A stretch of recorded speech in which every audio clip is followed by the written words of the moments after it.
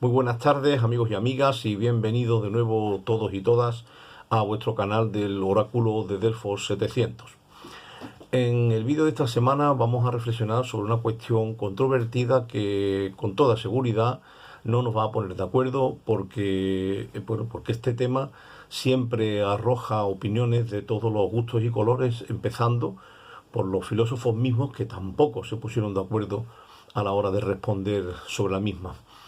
Se trata de responder a la pregunta sobre cómo es moralmente la naturaleza humana, si buena o mala, o dicho con otras palabras más llanas o más sencillas, si el hombre es bueno o malo. ¿El ser humano es bueno o es malo por naturaleza? Es verdad que esto está sobreentendiendo que nos hemos saltado un debate que si existe propiamente el concepto de naturaleza humana o no, que eso sería también harina de otro costal y bueno, pues motivo y tema y objeto de otro vídeo, por otra parte, pero vamos a suponer que la tuviese. Si entendemos por naturaleza humana, bueno, pues la esencia de lo que somos, aquello en lo que todos somos exactamente iguales, lo que todos tenemos en común, ¿no? El concepto o la idea platónica. Es decir, aquello que te refieras al ser humano que te refieras siempre sería aplicable a cualquiera, la definición. El hombre por definición, el ser humano por definición, ¿es bueno o el ser humano por definición es malo, es egoísta? En la tradición ilustrada nos encontramos con que cuando se plantearon en filosofía política las teorías del contrato social y bueno, las explicaciones que dieron los ilustrados acerca del origen del Estado político, todos ellos tomaron en cuenta esa hipótesis filosófica llamada estado de naturaleza, que se refería pues precisamente a lo que estamos llamando aquí naturaleza humana. No es un estado histórico que se hubiese dado en un momento de la historia en el que el ser humano hubiese vivido sin estado político. Era una hipótesis de trabajo del tipo cómo habría sido la humanidad en el caso de que no se hubiese producido el pacto social por el estado político, el contrato social. Claro, eso dependería de cómo hubiese sido el hombre por naturaleza, porque claro, un hombre bueno por naturaleza pues habría dado lugar a un tipo de sociedad determinada, pero un hombre malo por naturaleza habría dado lugar a otro tipo de naturaleza. Aquí quizás por cogernos los dos extremos tendríamos las dos versiones más paradigmáticas de la respuesta a esta cuestión. La tendríamos en Juan Jacobo, Jean-Jacques Rousseau, por un lado, el famoso pensador francés, y en Thomas Hobbes, por el otro. Son además dos autores muy conocidos que estoy seguro que no hace falta que yo los explique porque bueno, son de una celebridad mundial en la historia del pensamiento y de la cultura en general. Todo el mundo ha ido a hablar de Rousseau y de Hobbes. Todo el mundo ha escuchado la famosa máxima de el hombre es un lobo para el hombre, que esa es de Hobbes. Y bueno, yo creo que todo el mundo ha oído hablar del buen salvaje de Rousseau. Pero bueno, por decir así dos líneas que resuman básicamente lo esencial de cada uno de ellos, Rousseau decía que el hombre era un buen salvaje y era la sociedad la que lo corrompía. El hombre por naturaleza es bueno, es bondadoso, tiende a tratar bien a sus semejantes. Lo que pasa es que sin la sociedad y sin el Estado político sería incivilizado, sería pues como un animal, pero como un animal bueno, ¿no? Una Bambi, por así decirlo. En el caso de Hobbes es lo contrario. Para Hobbes el hombre es absolutamente malo y egoísta por naturaleza, incluso peligroso, ¿no? Su famosa sentencia lupus homo homini est, en latín, ¿no? El hombre es un lobo para el hombre, como acabamos de decir antes, quiere decir que en el caso de que no se le metiese en vereda por medio de la ley y de una ley muy fuerte, de un estado muy fuerte, de un estado político absoluto, pues por naturaleza el hombre se autodestruiría. Y entonces el estado de naturaleza sería una guerra absoluta de todos contra todos, donde, bueno, pues al no tener el límite que nos marca el poder del Estado, al no tener ninguna limitación a nada y tener derecho a todo, pues entonces estaríamos en guerra permanente porque todos querríamos lo de todos, incluidas sus propias vidas, ¿no? Nos robaríamos, nos mataríamos unos a otros porque el hombre por naturaleza es malo. Ahí está la cuestión. ¿El hombre es bueno o es malo por naturaleza? ¿Existe un concepto básico al que podamos referirnos cuando hablamos de la humanidad y que le podamos poner al lado el calificativo moral de bueno o malo? Es verdad que si te paras a pensarlo, todas las ideologías políticas en el fondo se asientan sobre una antropología, sobre un concepto antropológico, ¿no? Por eso cuando se considera que el hombre es bueno por naturaleza, se suelen tener ideologías políticas acordes a ese concepto del hombre bueno. Es decir, bueno, pues se sueñan o se proyectan o se proponen modelos de sociedad y modelos de organizaciones políticas de los hombres que tienen en cuenta que se considera al hombre bueno. También a la inversa cuando se considera egoísta. Cuando se considera que el hombre es egoísta, eso también va a repercutir directamente en la ideología política de la que hablábamos la semana pasada y en el tipo de sociedad ideal que se considera que debe tenerse en función, naturalmente, de cómo es el hombre.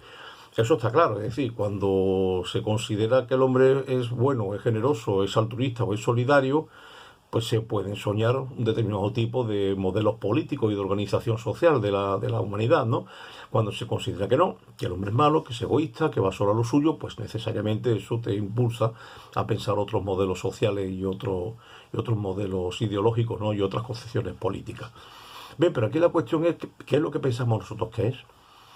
Me venía esta reflexión a la mente, pues acorde al acontecimiento del pasado lunes con el apagón este que se produjo a nivel de todo el país y parte de Portugal, parte de Francia, y bueno, no se sabe si hubo más sitios o no, porque bueno, si algo hemos aprendido ya es la contaminación desinformativa que hay, bueno, de diario y de modo cotidiano, no digamos ya cuando sucede algo de tipo catastrófico o de tipo que incluso a primeras cuando nadie sabía nada, ¿no? Podía parecer incluso apocalíptico, ¿no? Pero es verdad que yo estuve pensando y reflexionando, quizás gajes del oficio, ¿no? O de formación profesional. En medio del apagón me puse a pensar el apagón, ¿no? Y a observar un poco cuáles eran las reacciones humanas, empezando por la mía propia y las que observaba a mi alrededor. Después lo estuve comentando también con algunos amigos. Y aquí yo me llevo también a compararlo con la pandemia del COVID de hace 5 años y con el tema del confinamiento, sobre todo al comienzo, cuando el Estado declara el estado de alarma y nos recluye a todos en casa y no sabemos lo que va a ocurrir y no sabemos si van a abrir las tiendas y hasta cuándo, ni con qué periodicidad, ni nada. Eso no se sabe. Bueno, pues el día del apagón del pasado lunes, hace ahora... pues no, o sea, del pasado lunes no, del anterior, hace ahora casi 2 semanas, cuando yo al mediodía, yo vuelvo del trabajo, pienso en mi padre que vive solo mayor en una quinta planta, por tanto sin ascensor, que no puede estar bajando y subiendo porque no puede con su edad. Y lo primero que hago es ir a su casa a ver cómo está, me doy cuenta de que no tiene agua corriente.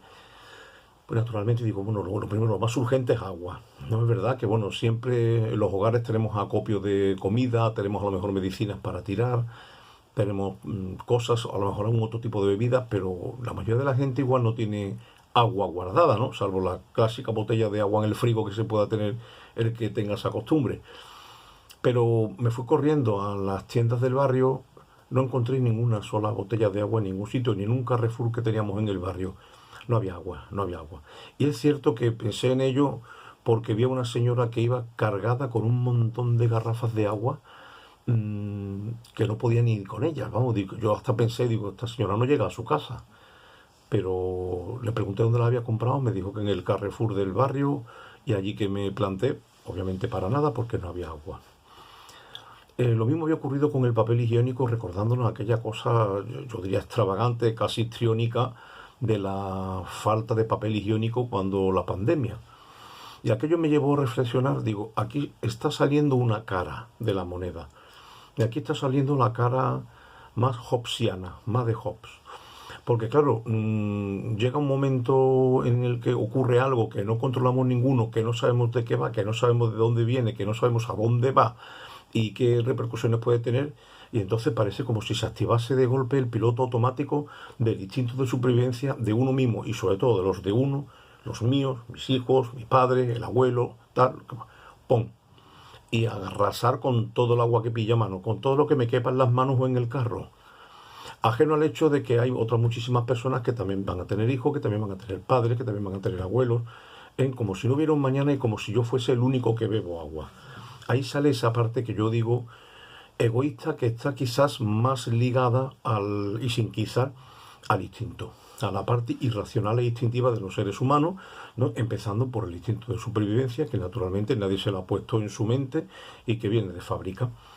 Pero en este caso el instinto parece ser más fuerte que la racionalidad o que la racionalidad moral, de decir, bueno, vale, de acuerdo, pero si dejo sin agua a los demás o sin papel higiénico a los demás no van a tener.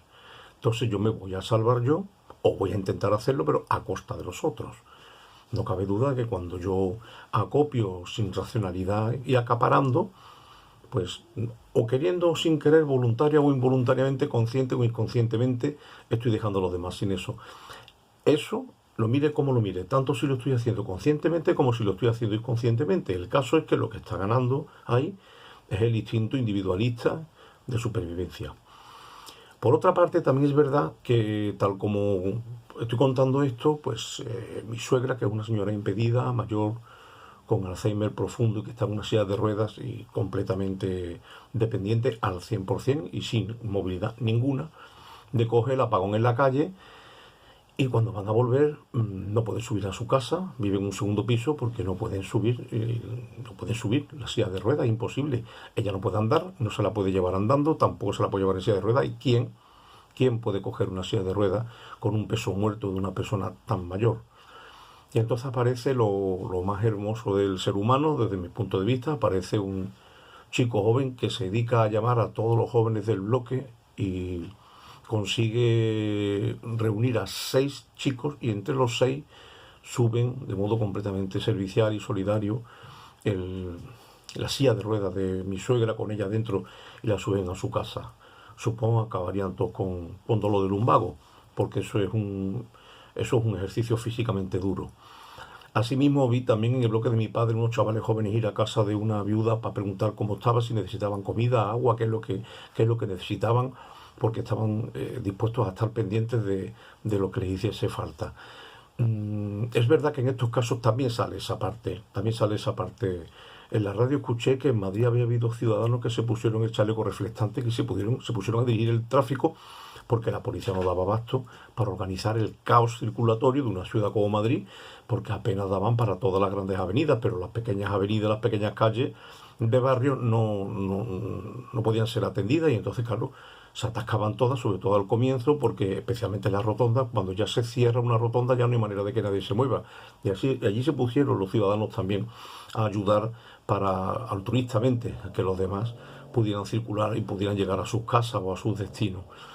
También es verdad que en estas catástrofes también sale lo mejor del ser humano, y sale gente que no está pensando en sí misma, sino que está pensando en los demás, y sale gente que se priva de su comida o de su bebida para compartirla con otros que no tienen, y sale gente que está pendiente del anciano del bloque de pisos o del enfermo, y están dispuestos a hacer y a dar y a compartir lo que haga falta, con tal de no dejar a los otros en la estacada.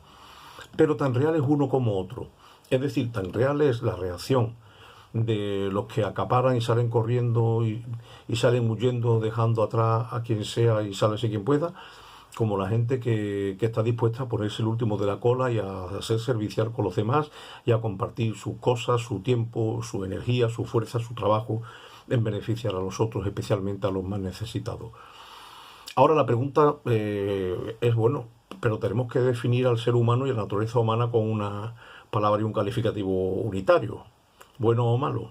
A lo mejor es muy simplista la cuestión, pero claro que no nos vamos a poner a contar los casos, a ver si hay más de uno o más de otro, ¿no? Porque claro, esto yo siempre lo suelo decir metafóricamente así: ¿qué hay más en la historia? ¿Hitler o San Francisco de Asís? Claro, porque tan humanos uno como otro, pero evidentemente no es lo mismo y no es el mismo modelo moral Adolf Hitler que Francisco de Asís. Bueno, que dice Francisco de Asís, dice Nelson Mandela o Martin Luther King o, yo qué sé, o Teresa de Ávila o cualquiera, quien queramos. Es decir, no se trata de contar casos, se trata de decir en los momentos límites o en los momentos culminantes, que creo yo que es cuando más sale a flote lo que realmente somos y no los artificios y las caretas, ¿qué es más en nosotros? La tendencia humana a la solidaridad, al amor, a la misericordia, al ayudar, al arrimar el hombro, a dar la vida si hace falta por los demás, o el instinto de supervivencia de yo me salvo primero y los demás pues si tienen suerte que se salven y si no, no. ¿Qué puede más, el instinto o la razón? ¿Qué puede más, el deseo de sobrevivir o de tener lo propio o de aglutinar, el egoísmo humano, o la racionalidad moral que busca el ideal y que busca la perfección humana o la perfección moral? Ahí lo dejo, no vamos a dar naturalmente ninguna respuesta, sino que ahí lo dejo invitando a las respuestas vuestras y a vuestros comentarios. Y ya, como hemos agotado el tiempo de nuestros vídeos semanales, lo cortamos aquí y esperamos que, bueno, que vosotros también nos ayudéis a clarificar esta enorme y controvertida cuestión. ¿Cómo somos? ¿Somos buenos o somos malos por naturaleza? Muchas gracias por estar ahí. Hasta la semana que viene.